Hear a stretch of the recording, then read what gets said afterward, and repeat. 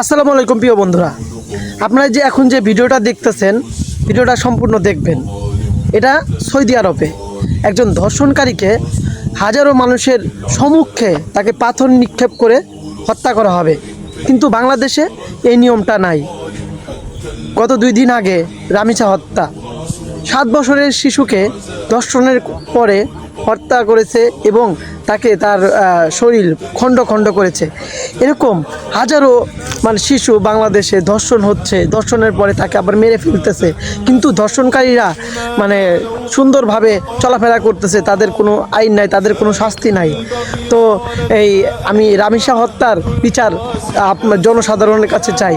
তো বাংলাদেশেও এরকম নিয়ম করা হোক, যেন এই ধর্ষণকারীর বিচার দেখে আর কোনো ধর্ষণকারী ধর্ষণ করার সুযোগ না পায়।